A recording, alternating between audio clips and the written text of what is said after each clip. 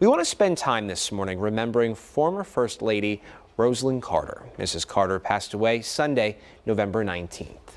Known for her compassion and service, Mrs. Carter dedicated more than 8 decades of her life to people in need. Yesterday, loved ones attended a service in Atlanta. Former President Jimmy Carter also attended that service, 99 years old in hospice care, showed up to the family's church.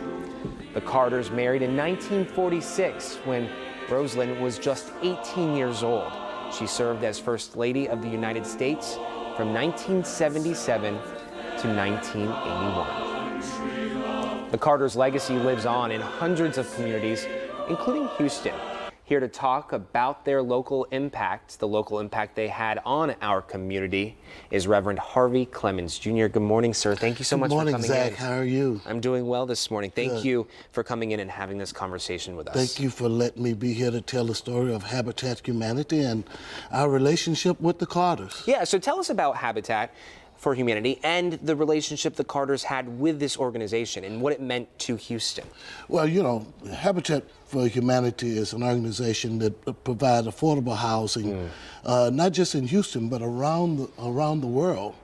And one of its most famous participants in Habitat were the Carters, and really known by taking this whole idea of doing a Bliss bill once a year, of building a number of homes for people who otherwise would not be able to afford it. We've done it in Houston, we've done it in Africa, we've done it in Appalachia, we've done it in the Philippines, all over the globe. Habitat for Humanity has put its footprint. And we're just fortunate here in Houston to have an affiliate that is a leading affiliate in the whole Habitat system. You know, headed by Allison Hay, who is the executive director, and she's doing a remarkable job. She is. She is no stranger to us here at KPRC too. As every year we build a home and we actually assemble it right here in our parking lot. That's where it starts. Yeah, and you know, I really want to say thanks to you guys because you give us good coverage, good publicity, and taking on the idea of building a home yourself, a house yourself, is a remarkable job. Thank you. It's an incredible job. You know, let's talk about the Carters and how the impact that they've had with this organization and what it means to this community. I know they had the opportunity to come here. Was it in 1998? 98. We were fortunate, some would say, to be able to host the Bliss Build here in Houston. We built 100 houses in 5 days. Had not been done before then. Wow. Particularly to the scale of the sizes of houses we build in the United States. And we did it in the heat of the summer. Yes. The Carters came down, and when they were with us during that Bliss build, it was quite exciting. You know, one of the things that was... We see him right there on the ladder. Yeah. These are some of the homes that you built within the 5th Ward community. Within the 5th Ward, in the community. We built 100 houses. Not all of them were in 5th Ward. The majority of them was in 5th Ward, but it was throughout the city that we were doing this 100 houses of Bliss build. You know, I think that the Carters had the greatest impact on people in 5 days than any other ministry that I can think of. Wow. You know, on Monday, they meet a person who is a potential home buyer. On Wednesday, you can see Rosalynn eating a sandwich and drinking a bottle of water on a makeshift table. And on Friday, they're giving that homeowner a Bible and keys to a house with the opportunity of making that house become a home. That's the mystery of Habitat for Humanity. That's what Habitat is about. And I can think of no one who did that any better than the Carters. You know, Rosalynn was just a wonderful soul. She understood her role of how important her role was to the United States, but also to her husband.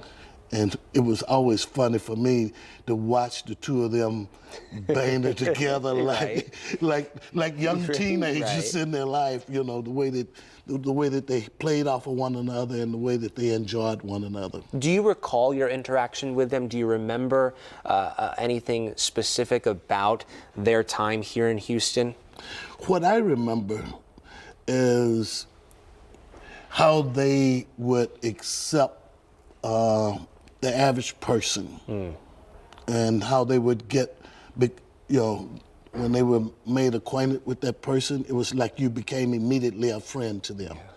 Yeah. They would remember your name. They would talk to you like they have been knowing you for years.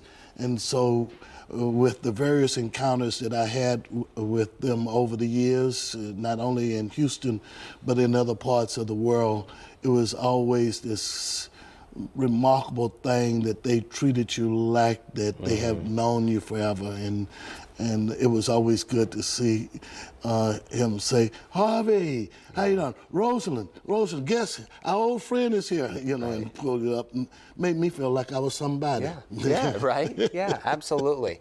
That way of making people feel like they're welcome, they're heard, is something that they did very well. I know this work stretched more than 8 decades. Yes.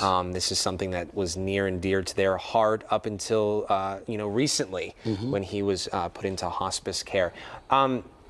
People looking to get involved, to continue their legacy. We talk about their legacy, how it continues today. People looking to get involved and wanting to chip in, how can they go about getting? Regardless of what city you're in, almost every city today has an affiliate. Some are more prolific than others, but here in Houston, we have a number of projects that are going on, houses being built, and I would suggest that you go online, look at our website, call our Habitat office, and become a volunteer. There are plenty of volunteer options that are available, and we always are looking for people to be donors and to come out and spend some time working with families.